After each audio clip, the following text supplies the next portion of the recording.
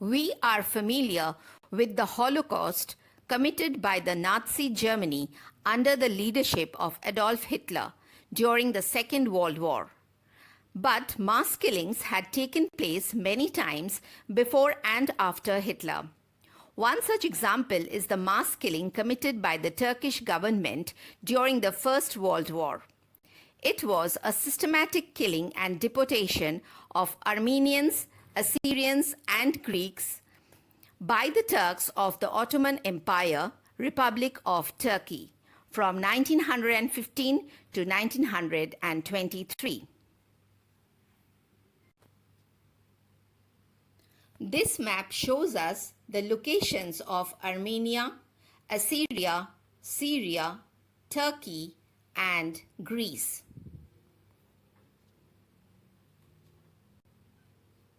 The Armenian genocide started on the 24th of April 1915 when over 800 scholars of Armenia were rounded off and killed. Worried that the Christian Armenian population was planning to align with Russia, a primary enemy of the Ottoman Turks, officials embarked on what historians have called the first genocide of the 20th century. Nearly 1.5 million Armenians were killed in Armenia. Others died in forced marches to the Syrian desert that left them to starve to death.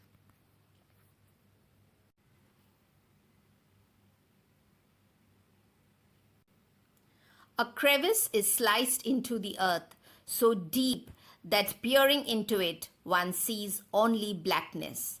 Haunting for its history, it was there that a century ago an untold number of Armenians were tossed to their deaths. They threw them in that hole, all the men.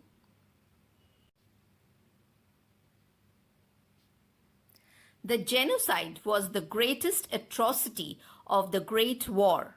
It also remains that conflict's most bitterly contested legacy, having been met by the Turkish authorities with 100 years of silence and denial. For surviving Armenians and their descendants, the genocide became a central marker of their identity, the psychic wounds passed through generations. This pie chart shows us the amount of Armenian territory confiscated by the Turks, sold to the Turks, returned by the Turks later, or still owned by the Armenians.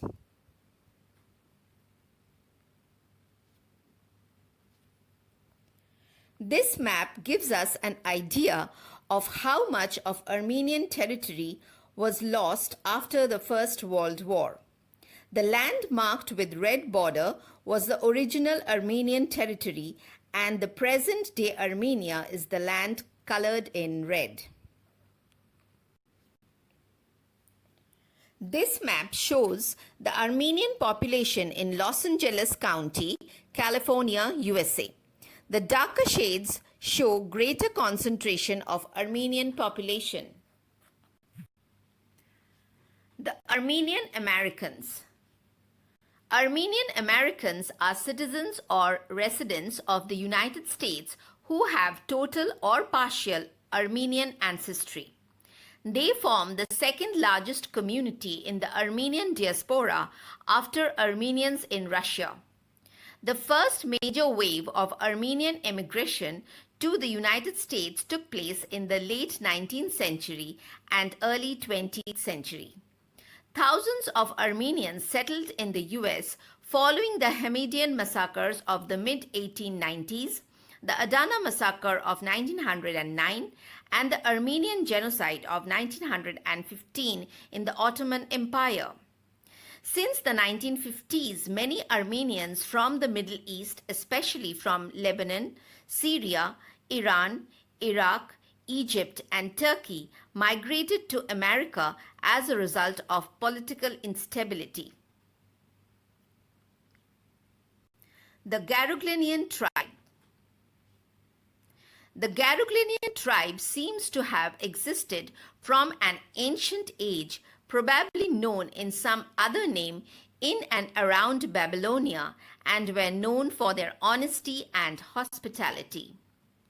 Though they had lost about three-fourths of their population in the most unfortunate and heinous act of the genocide in the hands of the Turks, the fraction that survived did not lose their values and beliefs. William Saroyan, the author of the short story The Summer of the Beautiful White Horse, is heavily influenced by the Armenians who settled in California, especially Fresno, around the time of the Great Depression.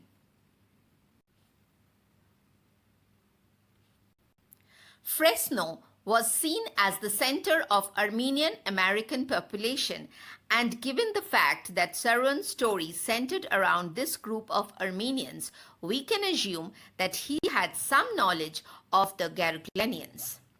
Perhaps Saroyan is making a statement about the Armenian genocide and its lack of acknowledgement by making the protagonist of his story an adolescent of the group of people that were wiped out at the hands of a government. Essentially, we are reading and reveling about a people who are speaking to us from beyond the grave, cut down in an unspeakable atrocity. The Summer of the Beautiful White Horse by William Saroyan.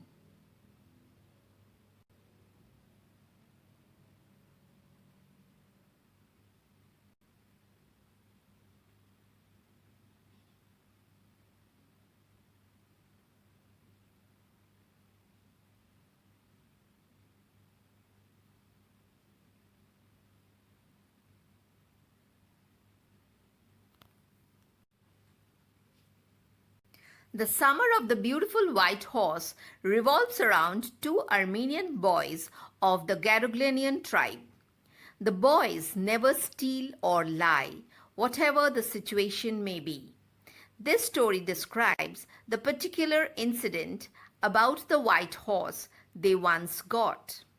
Aram is 9 years old and his cousin Murad is 13 years old.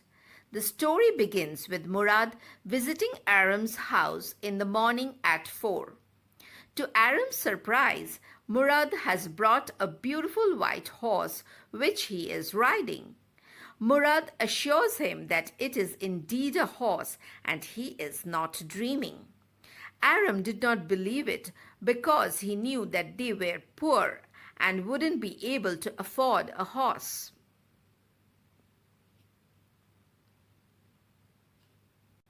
Murad is said to have inherited the crazy streak of Uncle Khusrov's character.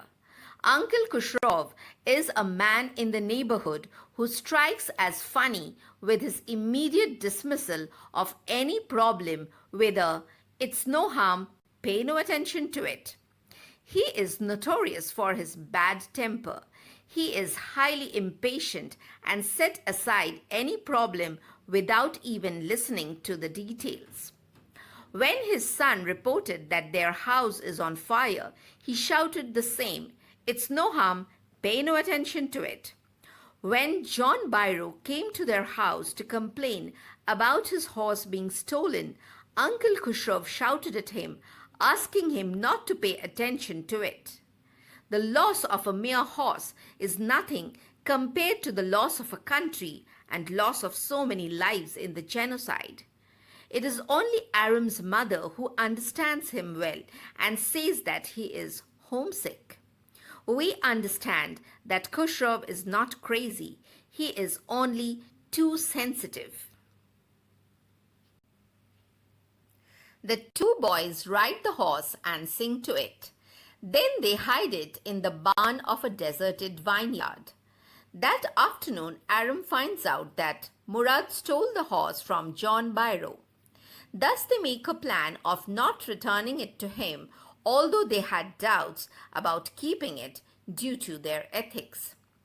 They keep the horse for 2 weeks until one day John Byro sees the boys with the beautiful white horse. However, As his family was known for their honesty, John did not accuse them of stealing. On the other hand, his belief was so strong that he just said that their horse resembled his horse a lot. Consequently, this was a very poignant experience for the boys. They decided to return the horse, and John found it in his farmyard the next day. John gets very happy and shares the news with Aram's mother. He also says that his horse is now healthier, well behaved, and more decent than before. In this story, we learn the significance and necessity of honesty even in the face of greed, desire, and extreme poverty. Hope you all had a joyful learning experience. Thank you very much. Subscribe to the channel to have more such experiences.